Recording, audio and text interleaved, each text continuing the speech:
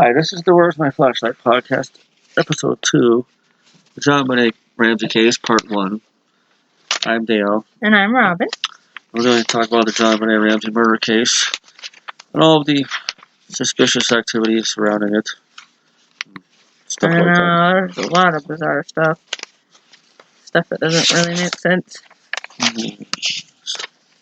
Alright, so JonBenet Ramsey was an American child beauty queen. She was found murdered on December 26, 1996, in her family home in Boulder, Colorado. No one has ever been brought to justice for her murder. JonBenet Patricia Ramsey was born August 6, 1990. She was the younger of 2 children belonging to John and Patsy Ramsey. Her older brother is named Burke.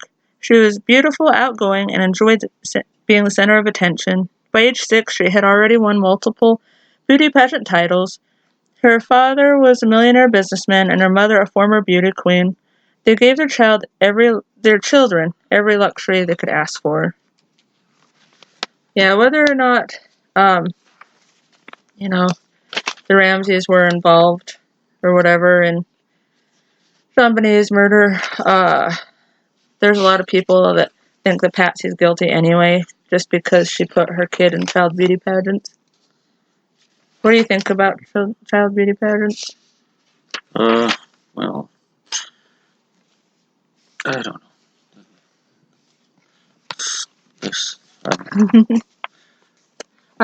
know.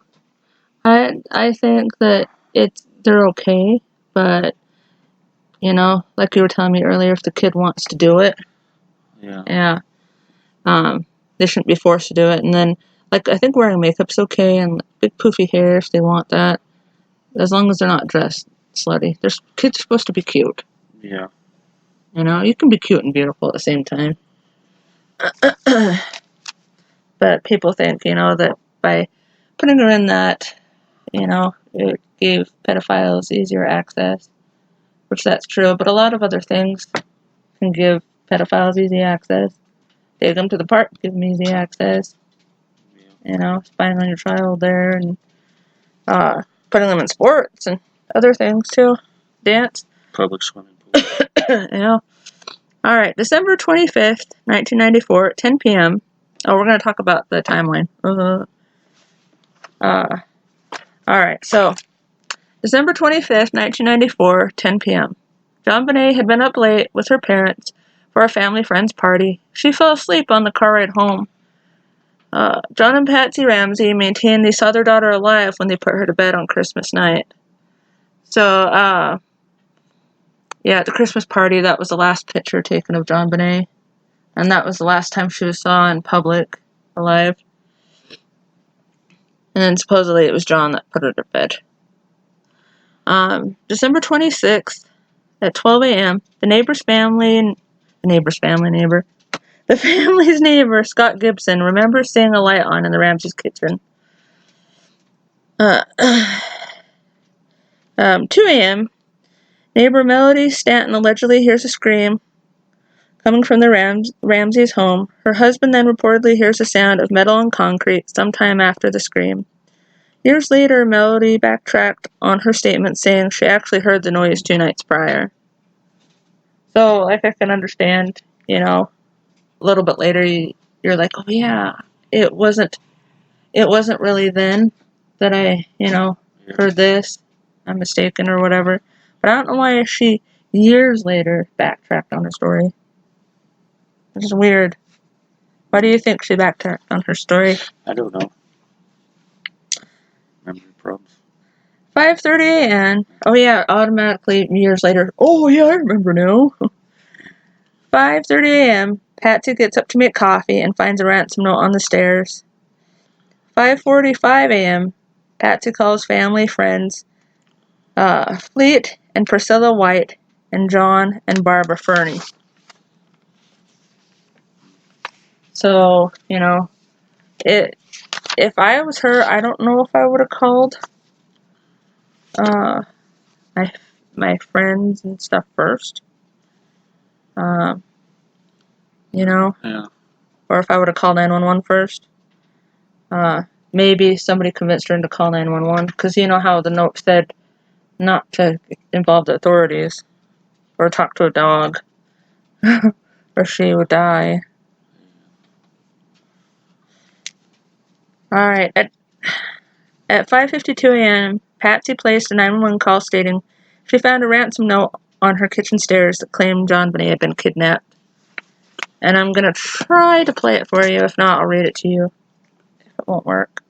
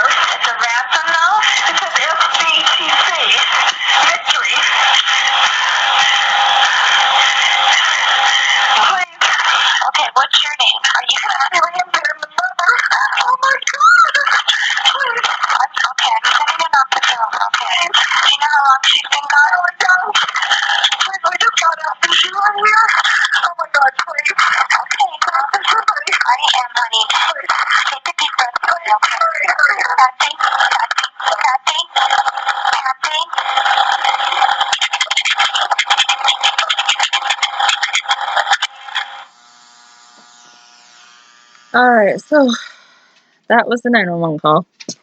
What do you think? Do you think she sounded, genuine emotion there? Yeah. Yeah, I think she sounded panicked, and Yeah. we don't know exactly why she was panicked, if it was her daughter's death, or, Yeah. or if she knew more than she was letting on about what happened to JonBenet. Some people, including the 911 dispatcher that took the call, believe that Patsy forgot to hang up when she thought she had.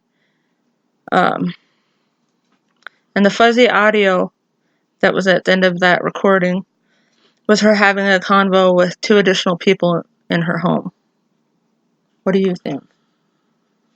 You hear some kind of noises, but then it's kind of hard to tell because the, lady's typing so loud. Yeah. I have to listen more closely because all I can hear is buzzing. Yeah. Well, I heard a but I don't know. That could be anything. So, even though the FBI and Secret Service did an analysis coming to the conclusion no further conversation is audible, this is a highly debated proposition among authorities and law enforcement. Some audio engineers and investigators think that this is what is at the end of the call. John, we're not speaking to you. Patsy, what did you do? Help me, Jesus. Burke, what did you find? So if it was, 2 other people that Patsy was talking to, I don't know if it was Burke or not. They said that Burke slept through the whole thing.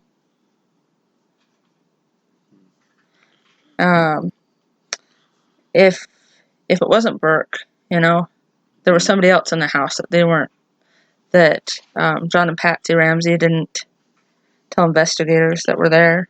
From what they were saying there at the end, it makes it seem like maybe they found her dead.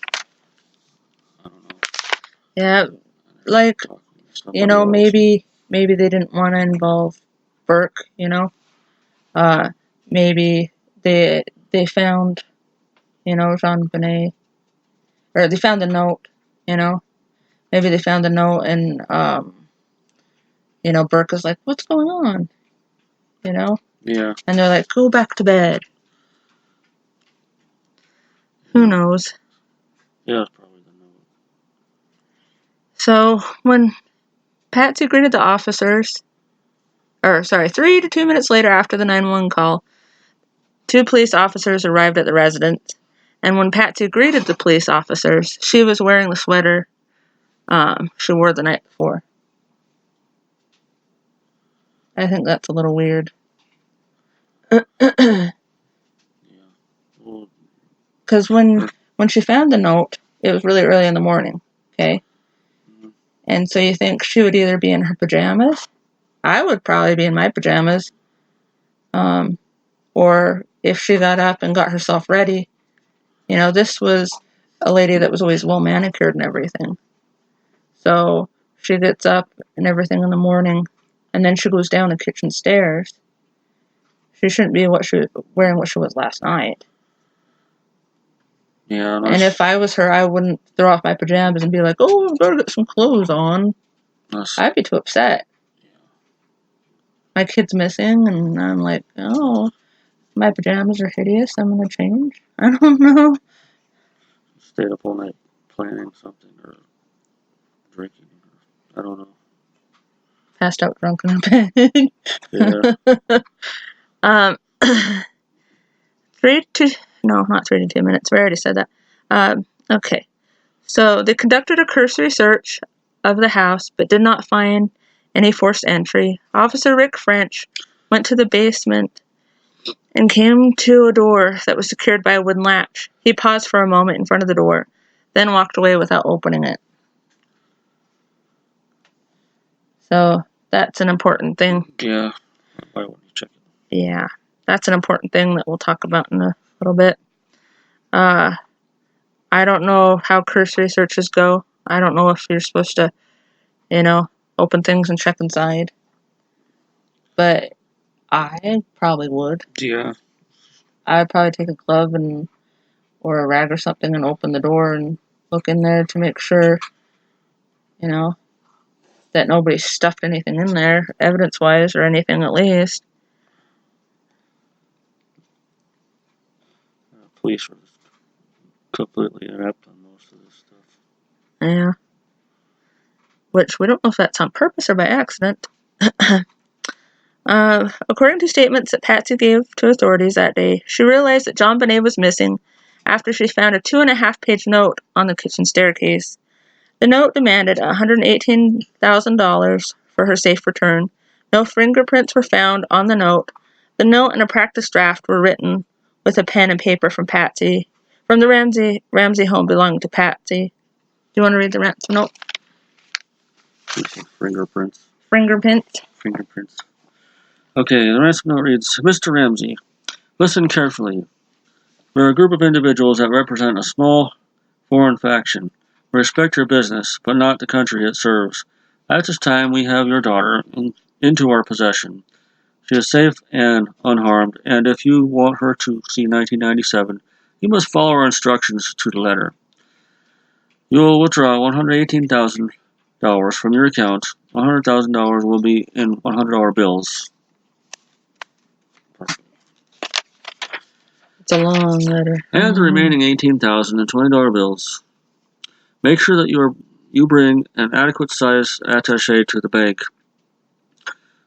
When you get home, you will put the money in a brown paper bag.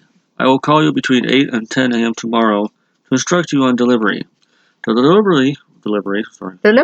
delivery will be exhausting, so I advise you to be rested. If we monitor you getting the money early,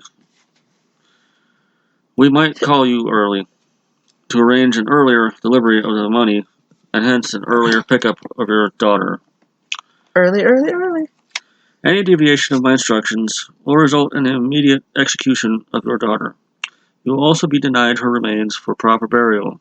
The 2 gentlemen watching over your daughter don't particularly like you, so I advise you not to provoke them. Speaking to anyone about your situation, such as police, FBI, etc., will result in your daughter being beheaded. If we catch you talking to a stray dog, she dies. In case the dog tells someone. Yeah. If you offend... What's that say? Where? If you alert... Oh, sorry. Yeah. If you alert bank authorities, she dies. If the money is any way marked or tampered with, she dies. You will be scanned for electronic devices, and if any are found, she dies. Do you think she dies? I think she dies. You could try to deceive us, but be warned that we are familiar with law enforcement countermeasures and tactics. You stand a 99% chance of killing your daughter if you try to outsmart us. Follow our instructions and you stand a 100% chance of getting her back. You and your family are under constant scrutiny as well as the authorities. Don't try to grow a brain, John. Every time I read that, I just hear Patsy's voice. Like, I'm not saying that she's the one that wrote the note or anything like that, but I can just see her saying, "Don't grow a brain, John." In her, like, southern drawl. You're not the only fat cat around, so don't think that killing will be difficult. Don't underestimate us, John.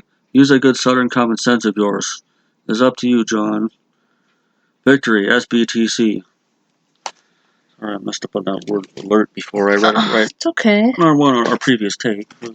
It's okay. The way I write is stupid. Alright, so let's pause for a moment and talk about the ransom letter before we do anything else, because it's just really weird. So, first of all, did you know that the ransom letter is the biggest, or it's the longest in the history of ransom letters? I did not know that. It truthfully is.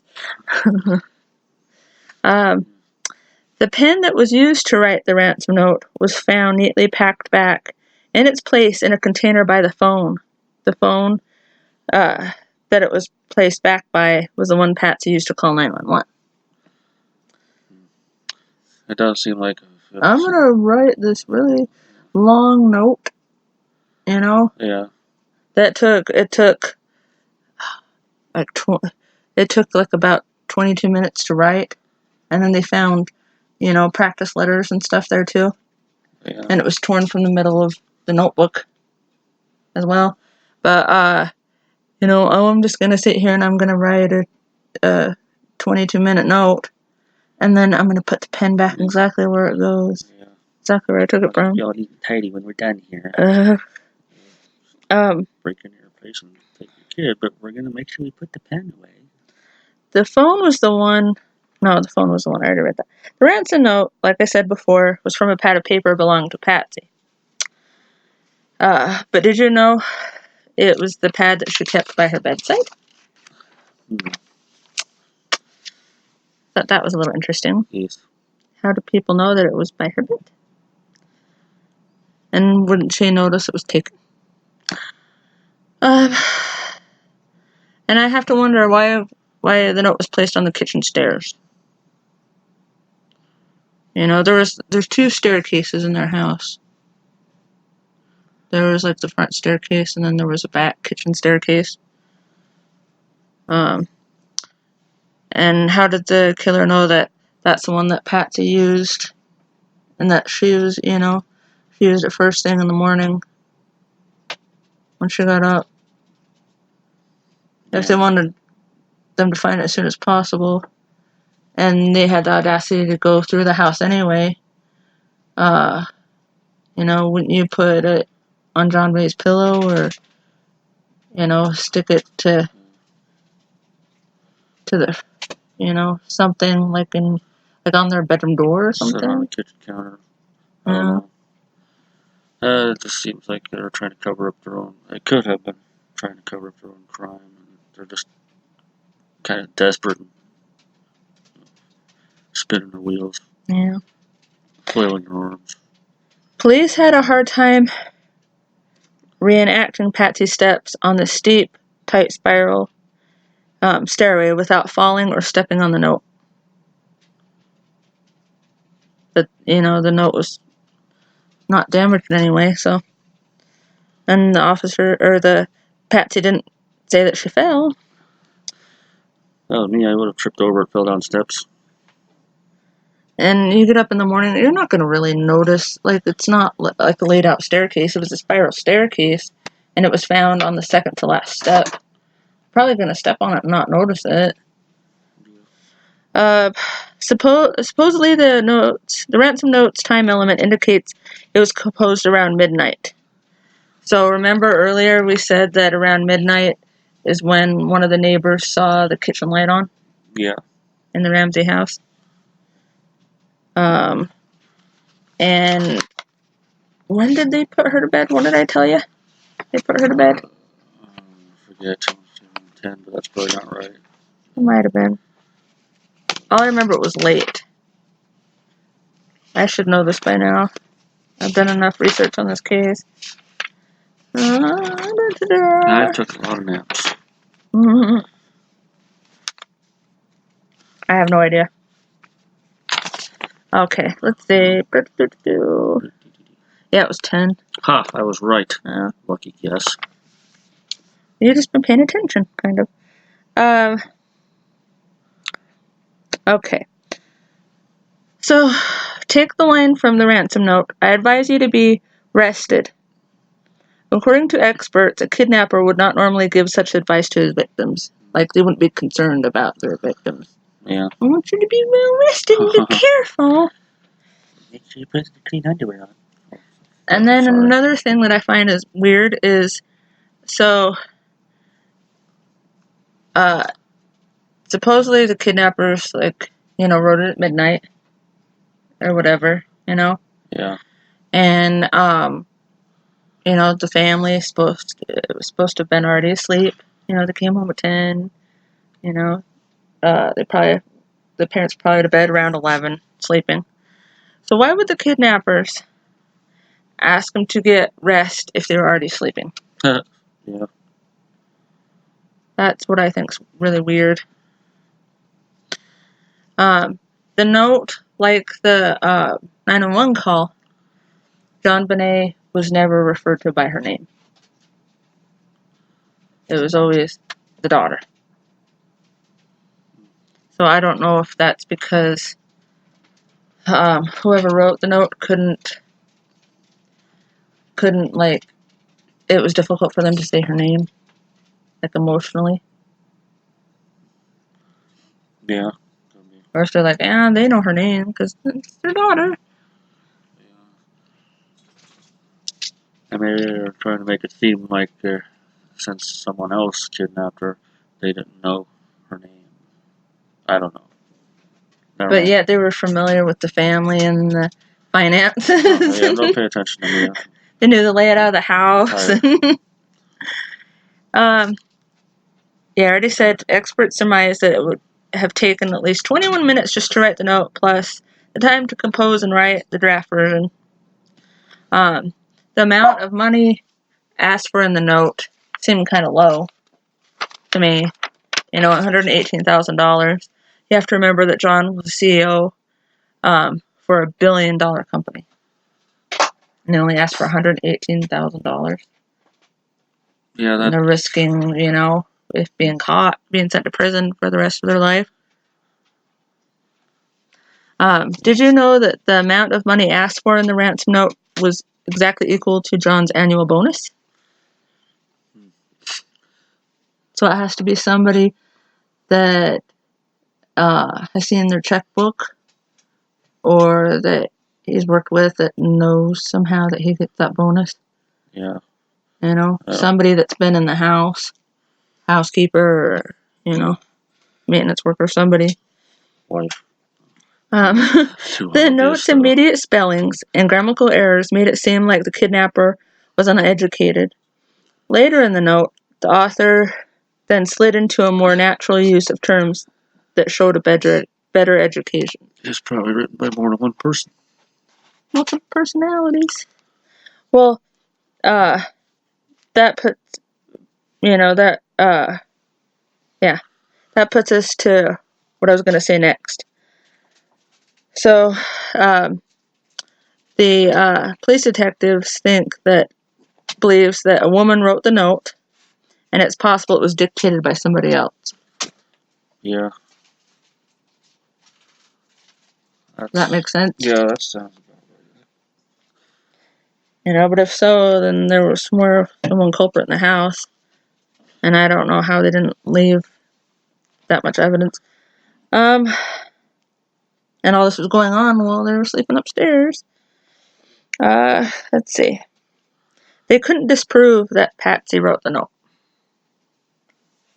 They took handwriting samples and stuff, and they couldn't rule out that if she wrote the note or not.